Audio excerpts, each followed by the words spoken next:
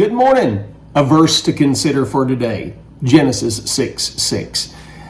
The Bible said, in the days of Noah, of course, the Bible said that the Lord looked at man, and the Bible said that it repented the Lord that he had made man on the earth. The verse ends with this statement, and it grieved him that he had made man. The Bible said it grieved him at his heart. In other words, his heart was affected with grief, emotional pain over the condition of man. What was the condition of man? Silliness? No, it was sinfulness. Man was living in his sin nature that had been passed down to him by his grandfather, Adam. Man is not just totally depraved, man is teetotally depraved. We are sinners by birth, and we are sinners by choice. And it is this nature that takes precedence in our lives until we come to faith in Christ. But doesn't it seem today in our society that sin is more sinful than it used to be? At least it's more overt and public. I had the misfortune of having to go to Walmart last evening on a Friday night late. When I got there, the first thought that crossed my mind as I got out of the vehicle was, I wonder how much vulgarity I will hear. Before I was able to make it into the store, while still yet in the parking lot, the first vulgarities I heard were out of a female, out of a woman. As we got on the inside, she was continuing to talk on her phone and using vulgar language to whoever it is she was speaking about, talking in bravado as you would think a man would talk back in the day. As we walked through the building, I walked through the building, it was constant. You heard one vulgarity after the next. Not simple vulgarities or not even off-colored words, but full-fledged vile vulgarity.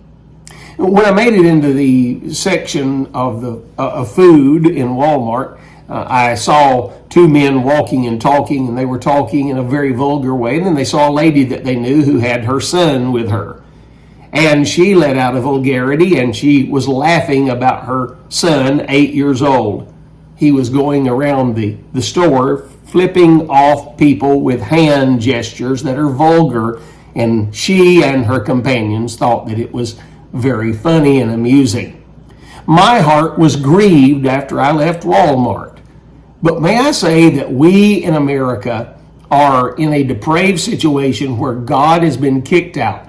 And when the influence of God has been kicked out, really even in many major churches, God's not welcomed there. Not the reality of the presence of God. A made-up Jesus, who's not the Jesus of the Bible, is welcomed there, but he's a satanic Jesus. He's not the real Jesus. If Jesus came into most congregations, the majority of people would leave and never return because he demands lordship. And that's one thing they don't want out of their God. They do not want him to be Lord. William Gurnell, the Puritan, made this statement. He said, "We fear man so much because we fear God so little. We fear man so much because we fear God so little."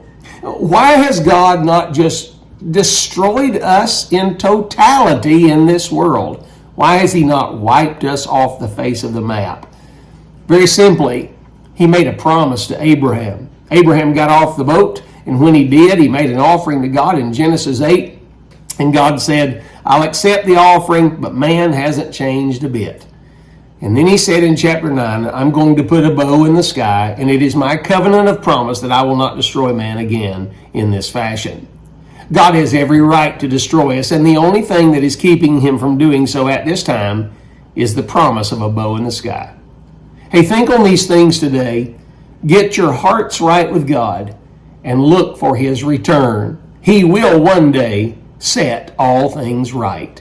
Consider what I say today, and have a great day.